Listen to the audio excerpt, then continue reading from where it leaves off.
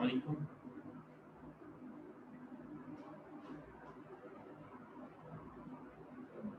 कल हमने बेटा कहाँ तक पढ़ लिया था?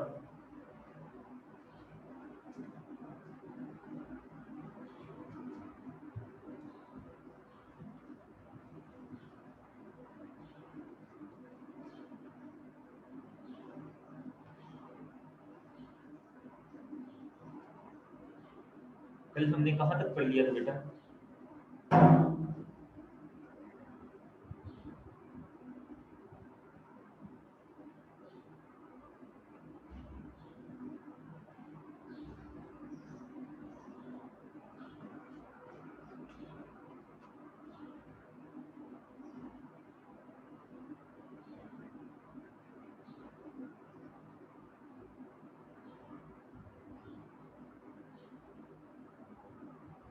माइटोकॉन्ड्रिया पढ़ना शुरू करते हैं। आवाज आ रही है मेरी बेटा आपको? आवाज क्लियर है मेरी?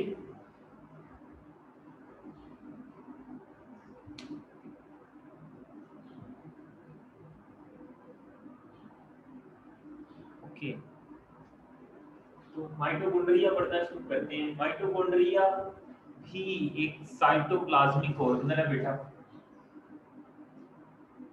ये सेल है, ये न्यूक्लियस।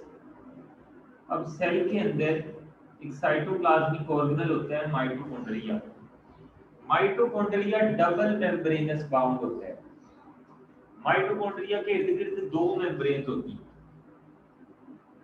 एक होती है आउटर मेम्ब्रेन और एक होती है इनर मेम्ब्रेन।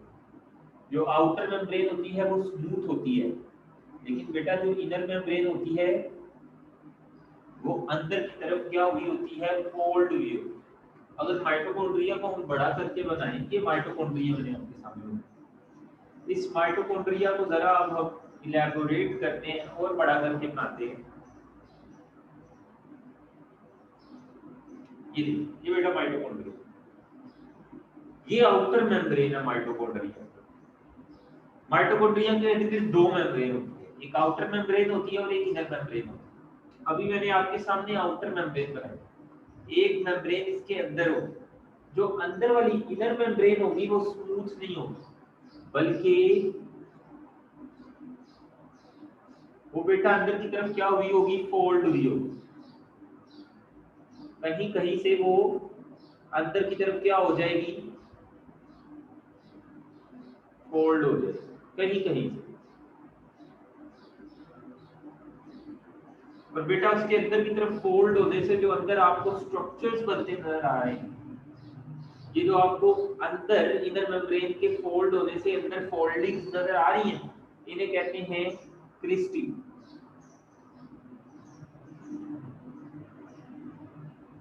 इन्हें क्या कहते हैं बेटा, क्रिस्टी कहते हैं। अच्छा, इसके अलावा ये आउटर मेम्ब्रेन होगी और इनर मेम्ब्रेन होगी। इनर मेम्ब्रेन अंदर की तरफ फोल्ड होती है, जिसको हम क्या कहते हैं, क्रिस्टी। इसके अलावा ये माइटोकॉन्ड्रिया के अंदर दोनों मेम्ब्रेन्स के अंदर आपको, माइटोकॉन्ड्रिया के अंदर आपको जगह स्पेस नजर आ रही होगी। आउटर मेम्ब्रेन और इनर मेम्ब्रेन, दोनों मेम्ब्रेन के अंदर ये जो माइटोकॉन्ड्रिया की अंदर वाली स्पेस है, इसको हम क्या कहते हैं, mitochondrial matrix. Mitochondrial matrix.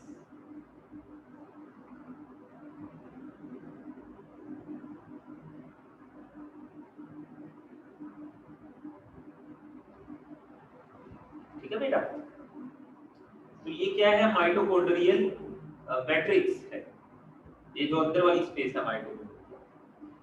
Mitochondrial matrix में क्या क्या पड़ा होता है, इधर पड़ा होता है बेटा राइबोसोम्स पड़े होते हैं, और इधर क्या पड़ा हुआ है, और यहाँ पड़ा होता है small circular piece of DNA. DNA का एक छोटा सा टुकड़ा पड़ा होता है, सर्कुलर पीस पड़ा होता है डीएनए का, ये आप देख सकते हैं।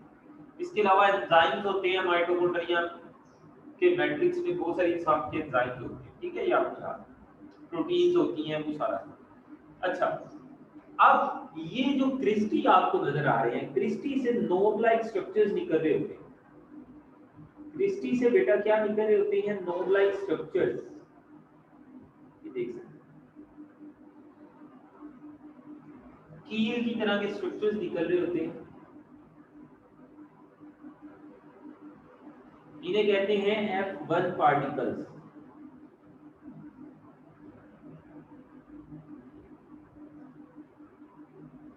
F1 पार्टिकल्स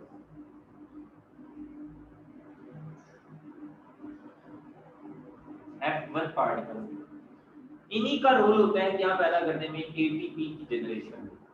F1 पार्टिकल क्या करते हैं, जनरेशन ऑफ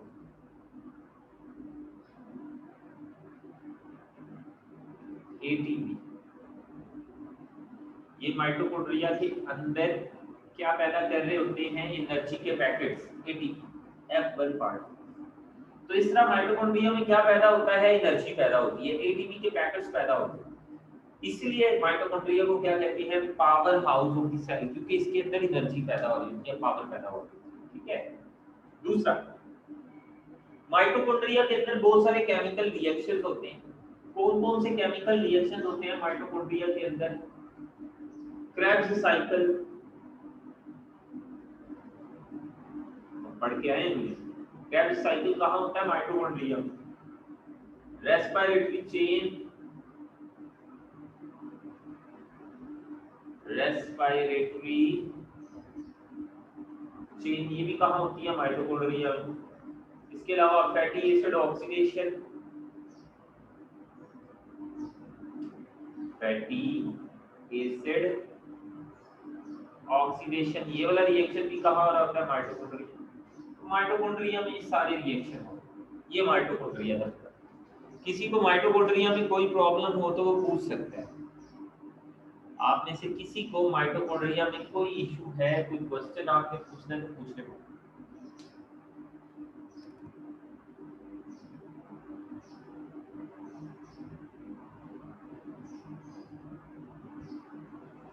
क्लियर है बेटा।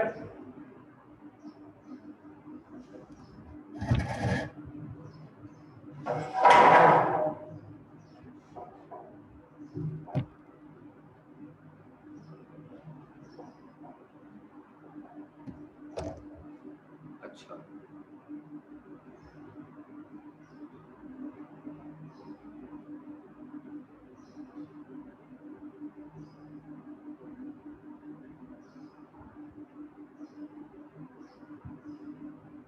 चलिए नेक्स्ट टॉपिक पढ़ते हैं, विच इज प्लास्टिड।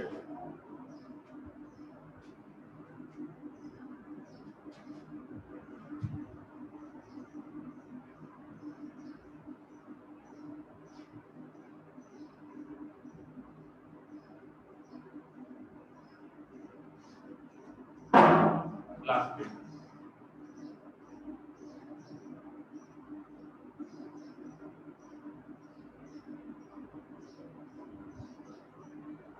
प्लास्टिड क्या होते हैं, ये भी ऑर्गेनल है, ये भी साइटोप्लाज्मिक ऑर्गेनल है। लेकिन ये वाले ऑर्गेनल जो होते हैं प्लास्टिड होते हैं, इन लोग ये सिर्फ प्लांट सेल में पाए जाते हैं, ये एनिमल सेल में नहीं पाए जाते। Plastids are absent in animal cell, they are present only in plant cell. ये वाले ऑर्गेनल सिर्फ और सिर्फ प्लांट सेल में पाए जाते हैं, प्लास्टिड।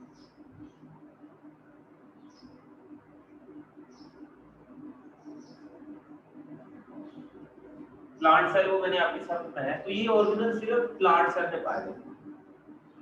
प्लास्टिड होते क्या हैं, कौन से ऑर्गेनल होते हैं, ये वाले भी डबल मेम्ब्रेनस बाउंड ऑर्गेनल होते हैं। प्लास्टिड के इर्द गिर्द भी दो मेम्ब्रेन्स होते हैं, and these are pigment containing organelles.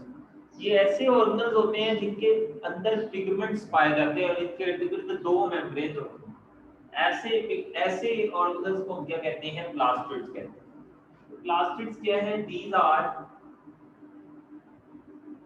बेटा माइटोकॉन्ड्रिया भी लोग हैं और ये प्लास्टिड भी लोग हैं। These are pigment containing, these are pigment containing double membranous bound organelles,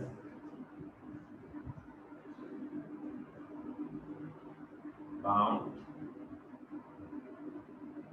organelles।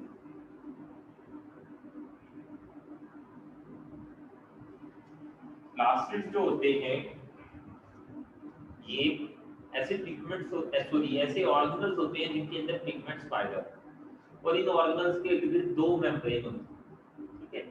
Plastid की आगे टाइप्स हैं और ये सिर्फ प्लांट सेल में होते हैं। नेक्स्ट है टाइप्स ऑफ प्लास्टिड।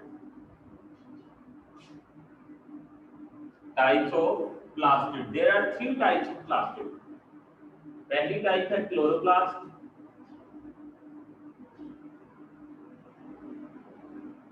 दूसरी टाइप है क्रोमोप्लास्ट,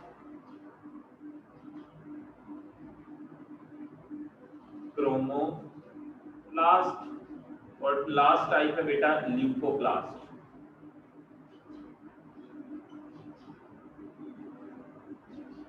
क्लोरोप्लास्ट, क्रोमोप्लास्ट और ल्यूकोप्लास्ट। ये जो क्लोरोप्लास्ट होता है ये एक ऐसा ऑर्गेनल होता है कि प्लास्टिड की वो टाइप है जिसमें ग्रीन पिगमेंट क्लोरोफिल पाया जाता है।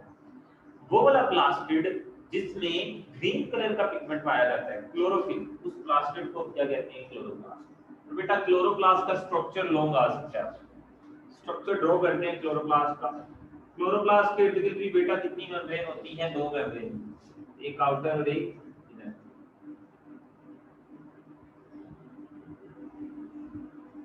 इन दोनों मेम्ब्रेन्स को इकट्ठा इनवेलप कहते हैं। इनवेलप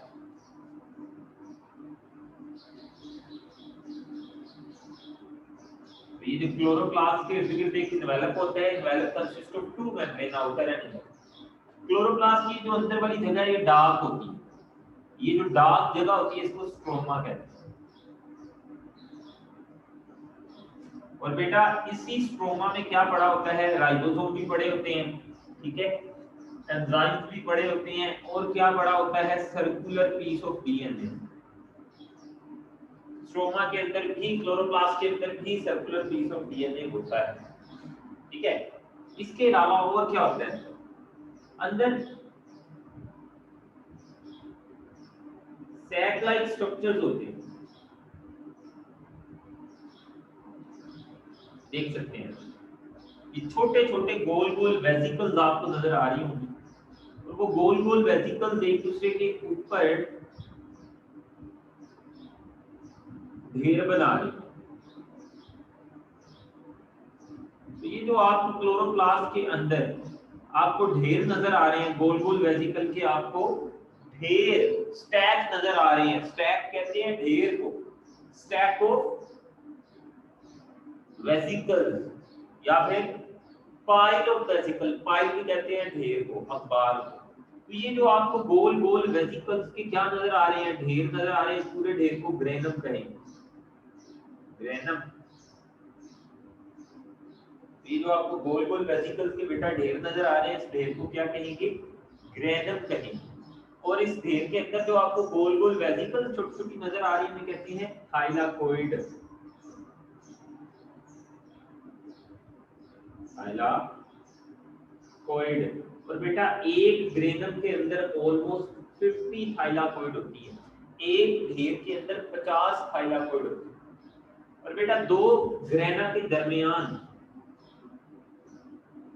अच्छा ये ग्रेना का कलर ग्रीन होता है क्योंकि ग्रेना में क्लोरोफिल होता है। दो ग्रेना के दरमियान एक नॉन ग्रीन पार्ट होता है जो ग्रेना को आपस में जोड़ता है, कनेक्ट करता है। इस नॉन ग्रीन पार्ट को जो दो ग्रेना के दरमियान होता है, जो कनेक्ट करता है, इसे कहते हैं इंटरग्रेना।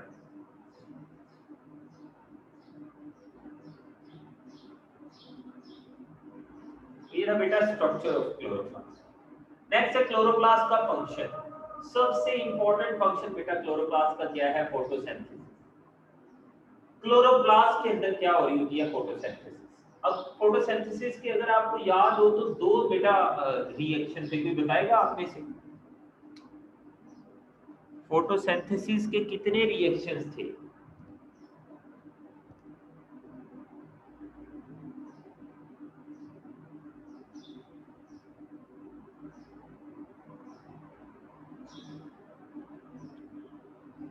हफ्सा आप बताएं, फोटोसिंथेसिस के कितने रिएक्शंस थे?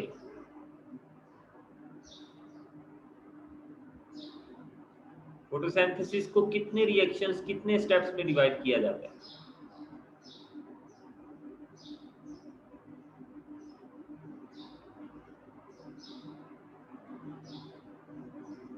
अफसा,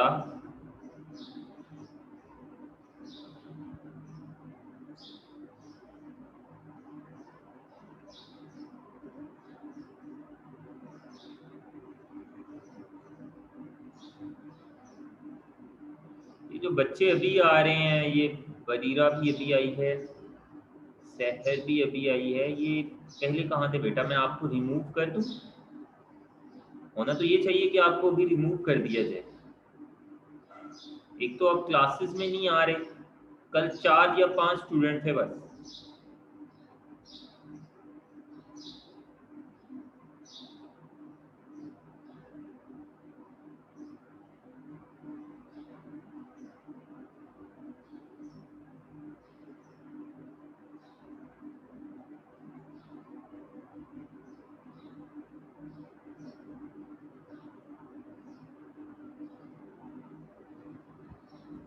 और नहीं बेटा, फोटोसिंथेसिस के 2 स्टेप्स होते हैं, एक लाइट रिएक्शन था, एक डार्क रिएक्शन था। हम चैप्टर नंबर 11 में पढ़ के आए हैं,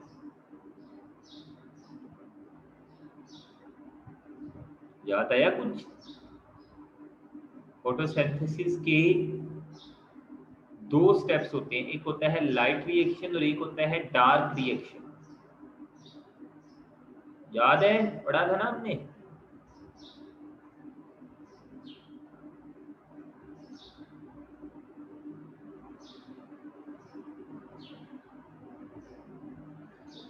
जी, तो 2 रिएक्शन होते हैं फोटोसिंथेसिस के, light and dark reaction. Light reaction हो रहा होता है थाइलाकोइड्स में, जबकि वो जो डार्क रिएक्शन हो रहा होता है वो हो रहा होता है स्ट्रोमा में। लाइट रिएक्शन फोटोसिंथेसिस का थाइलाकोइड में हो रहा होता है और डार्क रिएक्शन हो रहा होता है स्ट्रोमा में। इन शॉर्ट पूरी की पूरी फोटोसिंथेसिस क्लोरोप्लास्ट में होती है। नेक्स्ट है क्रोमोप्लास्ट। क्रोमोप्लास्ट क्या है? ये ऐसे प्लास्टिड है जिनमें ग्रीन पिगमेंट के अलावा बाकी कलर्स के पिगमेंट्स पाए जाते हैं। ठीक है, तो वो वाले प्लास्टिड जिनमें ग्रीन के अलावा बाकी सारे कलर के पिगमेंट्स पाए जाते हैं, प्लास्टिड को क्रोमोप्लास्ट कहते हैं। और बेटा ये क्रोमोप्लास्ट आमतौर पर कहाँ पाए जाते हैं? प्लांट्स में पाए जाते हैं, फ्रूट्स में पाए जाते हैं। और ल्यूकोप्लास्ट ये कलरलेस प्लास्टिड होते हैं, ये ऐसे प्लास्टिड होते हैं जिनमें कोई पिगमेंट नहीं होता और ये जड़ों में पाए जाते हैं और ये फूड को स्टोर करते हैं। इनका काम है फूड को स्टोर करना, ये फोटोसिंथेसिस नहीं करते। तो ये था बेटा प्लास्टिड की मुख्तलिफ इकसाम। नेक्स्ट है बेटा न्यूक्लियस।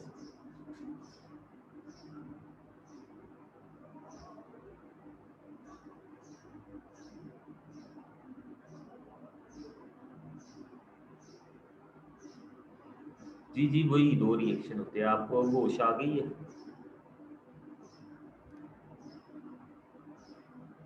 नेक्स्ट है न्यूक्लियस।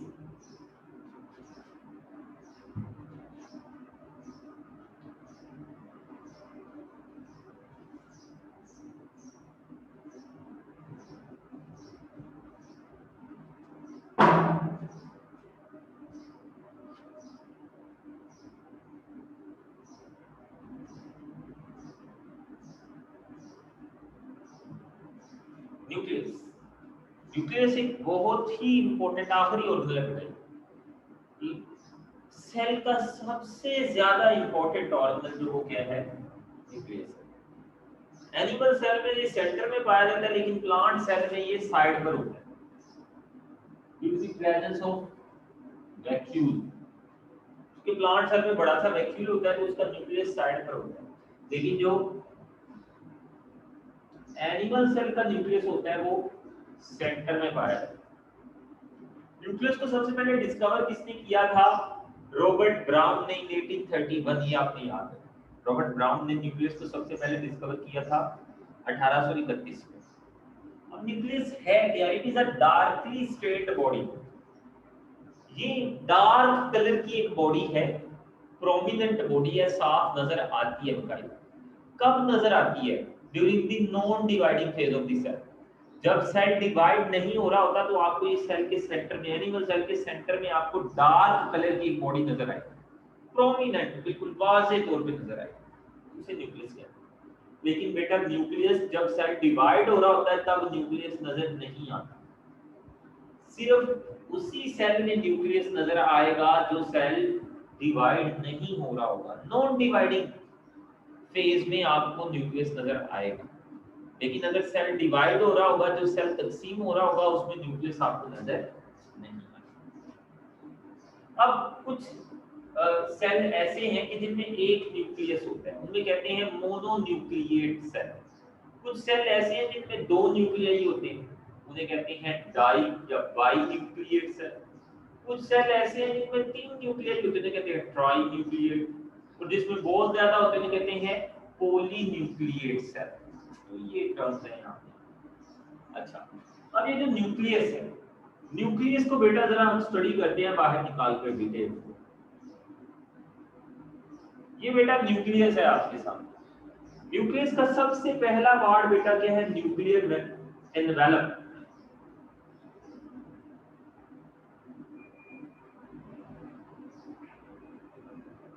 न्यूक्लियस के इर्द गिर्द ये आपको जो कवरिंग नजर आ रही है बेटा, इसको क्या कहते हैं? Nuclear envelope.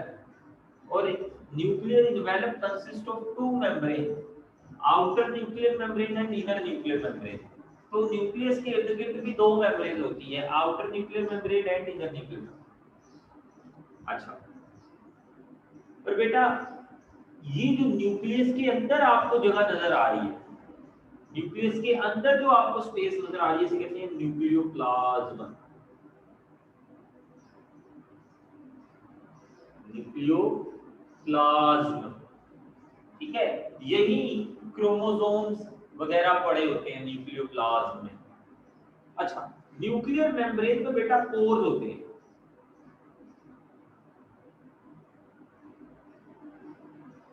ये जो न्यूक्लियस के इर्द गिर्द न्यूक्लियर मेम्ब्रेन होती है, इसमें पोर्स होते हैं, सुराख होते हैं।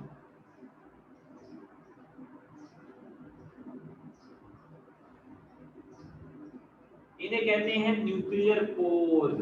इन्हें बेटा क्या कहते हैं? Nuclear pores.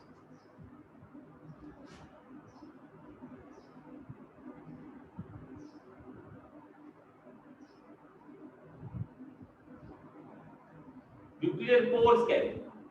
यहां से जो मटेरियल्स है वो न्यूक्लियस के अंदर भी जाते हैं और न्यूक्लियस से बाहर भी जाते हैं। न्यूक्लियस के अंदर जो जगह है उसको हमने क्या कहा है? न्यूक्लियोप्लाज्म कहा है। इसके अलावा न्यूक्लियोप्लाज्म के अंदर एक डार्क सा स्पॉट पड़ा होता है, ये आप देख सकते हैं। एक स्पॉट होता है, गोल सा एक स्पॉट होता है न्यूक्लियोप्लाज्म में। This is called nucleolus.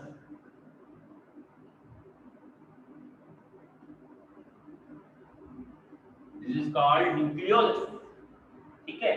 ये न्यूक्लियोलस आपको एज अ शॉर्ट आ सकता है। न्यूक्लियस के अंदर एक स्ट्रक्चर पड़ा होता है डार्कली स्टेन्ड, जो न्यूक्लियस से भी ज्यादा डार्क होता है, और ये नॉन मेम्ब्रेनस बाउंड होता है। इस न्यूक्लियोलस के इर्द गिर्द कोई मेम्ब्रेन नहीं होती। न्यूक्लियोलस के इर्द गिर्द कोई मेम्ब्रेन नहीं। क्या आपको कोई न्यूक्लियोलस के इर्द गिर्द ये कोई मेम्ब्रेन नजर आ रही है? नहीं, ये नॉन मेम्ब्रेनस होता है। इसके इर्द गिर्द कोई मेम्ब्रेन नहीं न्यूक्लियोलस। और बेटा न्यूक्लियोलस का काम क्या होता है? इसका फंक्शन होता है सिंथेसिस ऑफ राइबोसोम।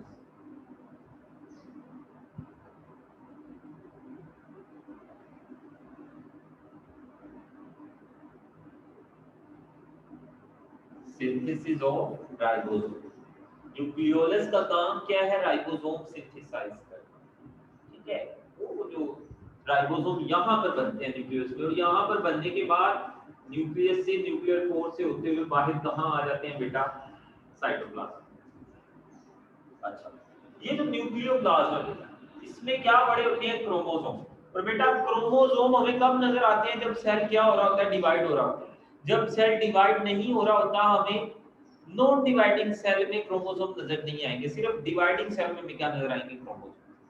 तो जो सेल डिवाइड नहीं हो रहा होगा उसमें हमें क्या नजर आएंगे? उसमें हमें धागे नजर आएंगे। न्यूक्लियस के अंदर जो सेल डिवाइड नहीं हो रहा होता, उस सेल के न्यूक्लियस के अंदर धागों का एक नेटवर्क पड़ा होता है, थ्रेड्स का एक नेटवर्क पड़ा होता है। तो ये जो आपको न्यूक्लियस के अंदर धागों का एक नेटवर्क नजर आ रहा है, बारीक बारीक धागों का, थ्रेड्स का, इसे कहते हैं क्रोमैटिन। इसको क्या कहते हैं बेटा? क्रोमैटिन। ये कब नजर आता है धागों का नेटवर्क? जब सेल डिवाइड नहीं हो रहा होता। लेकिन जब ये सेल डिवाइड होना शुरू कर देगा तो न्यूक्लियस भी गायब हो जाएगा और हमें क्या नजर आने लग पड़ेंगे सेल में? क्रोमोसोम। ठीक है, वो क्रोमोसोम इन्हीं धागों से बनते हैं, इन्हीं धागों के मिलने से क्या बनेंगे? क्रोमोसोम। और आप जानते हैं कि मुख्तलिफ स्पीसीज में क्रोमोसोम की तादाद बेटा क्या होती है? मुख्तलिफ होती है। ठीक है ना, वो बुक में लिखा होगा कि इंसान में बेटा, अनस आप बताएं, चिंपैंजी में कितने क्रोमोसोम होते हैं अनस? मंकी या चिंपैंजी में कितने क्रोमोसोम होते हैं?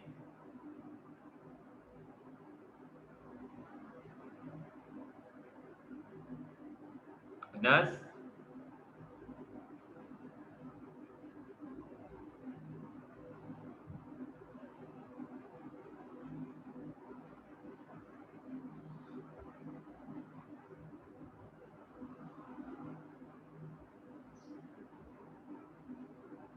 अनस बेटा आवाज आ रही है मेरी?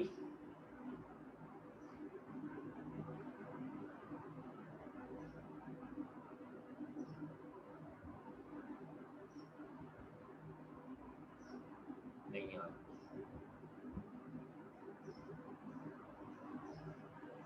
अलीना आप बताएं। जी 48 होते हैं। अलीना बेटा आप बताएं, अलीना आप बताएं कि अनियन में, प्याज में कितने क्रोमोसोम होते हैं अनियन में?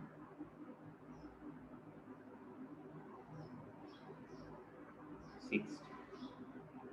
अच्छा, हफ्जा आप बताएं, अगर आपने अभी भी, अगर हफ्सा बेटा आपने आंसर ना किया तो मैं आपको रिमूव कर दूंगा क्लास से, क्योंकि मैंने आपसे पहले भी पूछा था।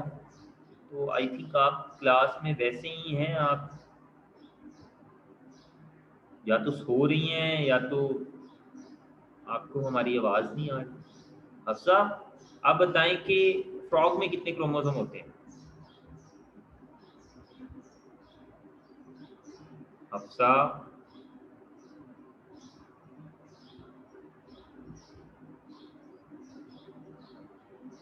लगता है ये जो बच्ची है ये लेक्चर नहीं सुन रही। हफ्सा मैं एक बार फिर पूछ रहा हूँ आपसे, आप क्लास में अटेंटिव हैं? चलें बेटा।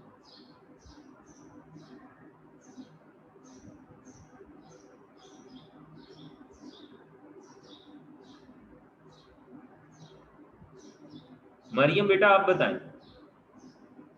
कितने क्रोमोसोम होते हैं फ्रॉग में?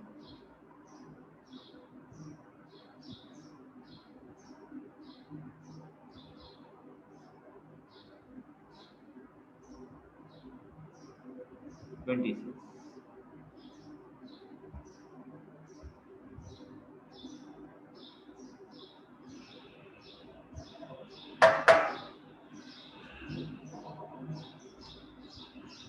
तो मुख्तलिफ स्पीशीज में मुख्तलिफ क्रोमोसोम होते हैं, वो बेटा आपने याद कर लेना है। आखिरी टॉपिक जो है वो है difference between prokaryotic and eukaryotic cell.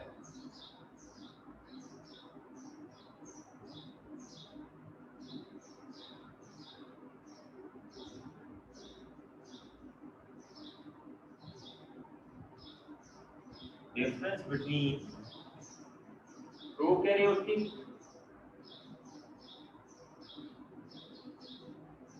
And eukaryotic cell.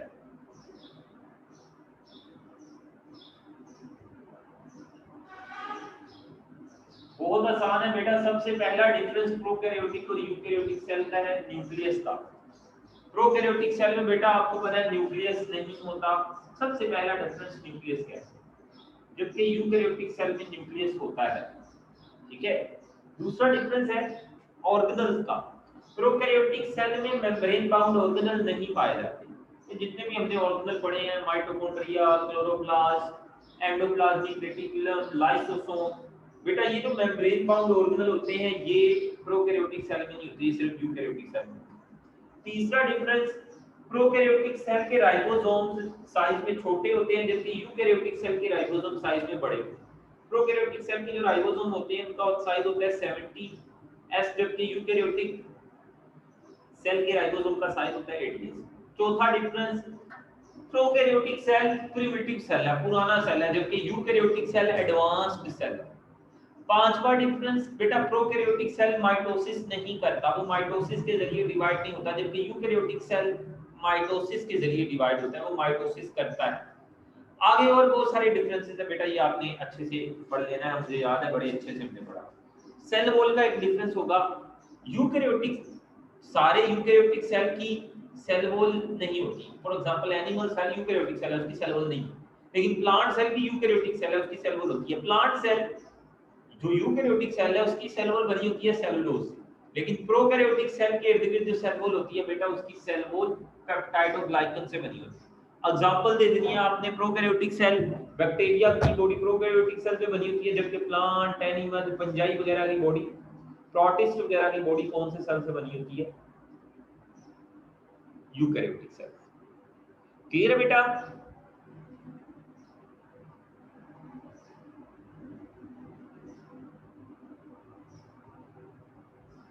बेटा ये आपका चैप्टर हुआ कंप्लीट। कल से इंशाल्लाह चैप्टर नंबर 5 पढ़ना शुरू करेंगे।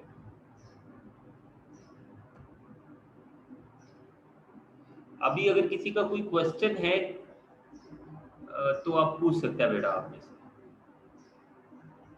आई थिंक आपने न्यूज़ तो सुनी होगी कहीं से कि शायद आपके कॉलेजेस ओपन हो जाएं अगले वीक से।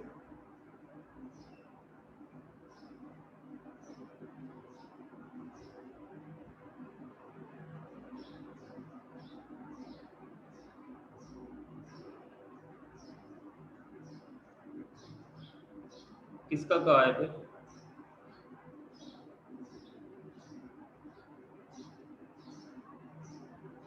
बेटा ये मैं सुबह भी सुनकर आ रहा था, कॉलेजेस वगैरह स्कूल वगैरह भी शायद ओपन हो जाए 24।